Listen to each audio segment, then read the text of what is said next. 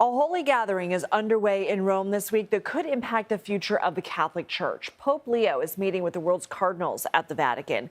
The reform-focused meeting will also hone in on four main agenda items, including a call for the church to be more responsive to the needs of rank-and-file Catholics.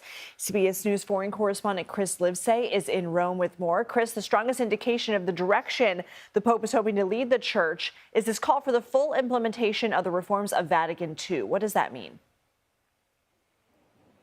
Hey, Lindsay. Yeah, it might sound funny. Why is he referring to these reforms that date all the way back to the 60s? Now, the Vatican II reforms were an approach to modernity, looking forward rather than backwards. So the reason why most Catholics don't do the Latin Mass anymore is largely because of Vatican II. So by emphasizing the importance of these reforms, he's saying we want to be a church that looks forwards. He's basically saying that he's something of a progressive. But I also have to emphasize that just having this thing that's called an extraordinary consistory is really significant. All of these bishops coming from around the world to hear each other, to hear the Pope, and most important for the Pope to hear them is really a big deal. It's something that Pope Francis only ever did once in his entire papacy. And so by Pope Leo doing this, it's signifying that he's really coming into his own as a Pope, and he's perhaps correcting some of the complaints that were often made against Pope Francis.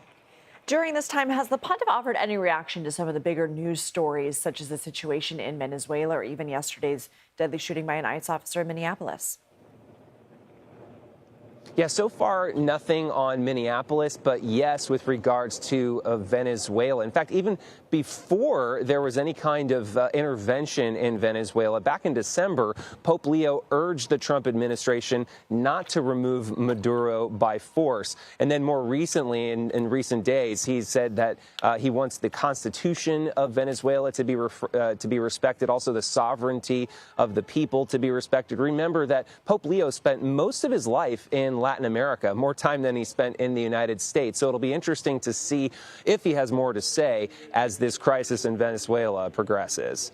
All right, Chris Livesay reporting from Rome. Thank you so much.